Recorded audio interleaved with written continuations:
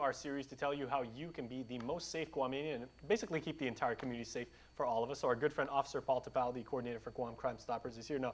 Paul, I want to talk about something that has affected Guamanians generations back: carjacking, or people breaking into cars and stealing property. This goes all the way back to when he said people would park at the mall and they would take like the tailgate from their truck and everything like that, all the way to stealing the entire car, if not the person inside it. How bad of a problem is this? Well, you know, I mean, the criminals are always optimistic kind of people.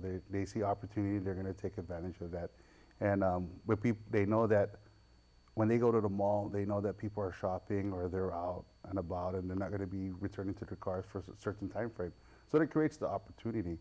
And what we want to tell the community is, don't give them an opportunity to take your valuables and everything. You know, there's a 50-50 chance that your car may get broken into, may be damaged, and you're not going to walk away with that. But for you to leave stuff to invite the perpetrator or to invite the person to even to take a glance into your car, you don't want that. You know, it's like I said, optimistic criminals. They're they're slick.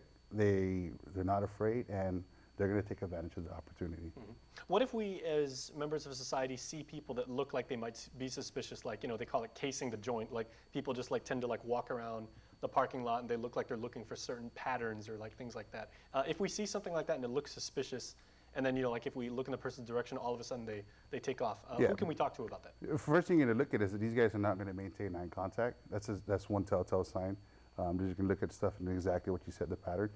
Within the property, tell the property manager, the Micronesia Mall or any mall outlets out there. Apartment building. You know, the security managers and everything. Let it be known that you're bringing the attention to the store owners or whoever's managing that. Take note of the vehicle that they're using. They usually work in pairs. They drop and go, and the person will be walking. Find if there's a car that's tailing them, or they drop them in a certain area and they're going to walk down 2 parking stalls down, and then they're going to rendezvous and everything. Take note of that. To get the license plate, get the description. Our officers can use that in their investigation. Yeah, these are very sophisticated types of crime, and the people that do this, they're not just like random acts of thievery and everything. People, they coordinate and they choreograph these things. Yeah, they practice. They manipulate the door locking mechanism. You remember, time is of an essence. They want to go in, and if they can manipulate it within 3 seconds, they get into your car. That's all they need, 3 seconds. Whether they take the valuables in the car or they take the car completely. We don't want that to happen. And it takes vigilancy of the people within the property to make sure that you don't invite that into your property. All right, what have you got for us for the crime of the week? Unfortunately, these are 2 car break-ins that happened at the 1,000 Steps in Pagat, Mingilao. All right, let's get the details.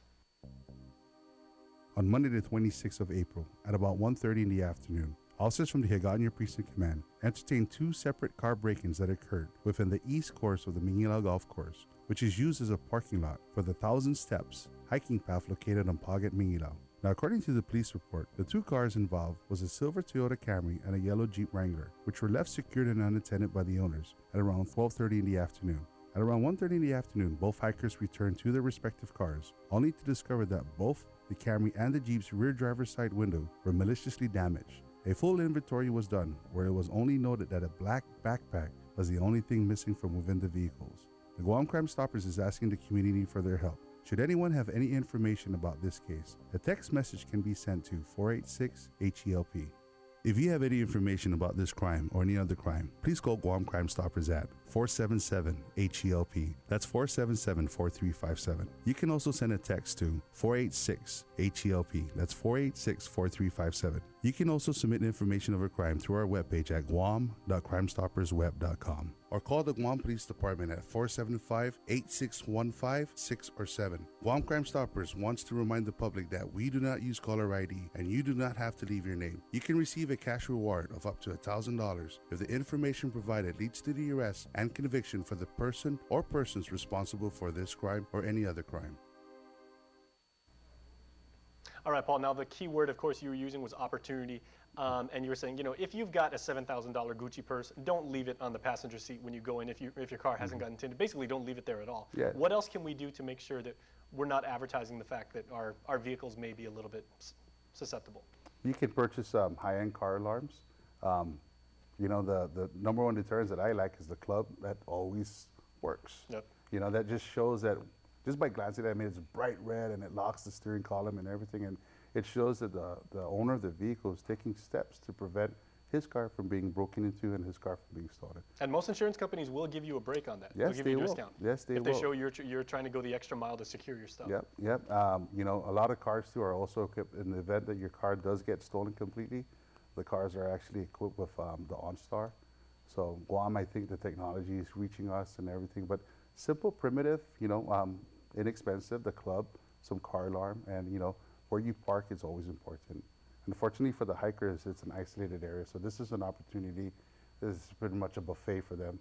So, you know, it's just pretty much where the location and everything and how you position your vehicle. All right, you and I are the same age. We were in high school at the same time. Does Viper still make car alarms? I think they're still in the market. Remember when we used to walk by, like at the mall, like if a cat would jump on somebody's car, protected by Viper, Yeah. they'd go off like 90 times. Yep, that's, you know, that's a high-end value. But it worked. Yep, it worked. Key point being, it did work. Yeah, it worked. It was a deterrent. So, you know, there's different things out there. You just got to look for it. All right, well, thanks for the tips. We appreciate it. Thank you for having me. All right, stay tuned, everybody. We're back after this.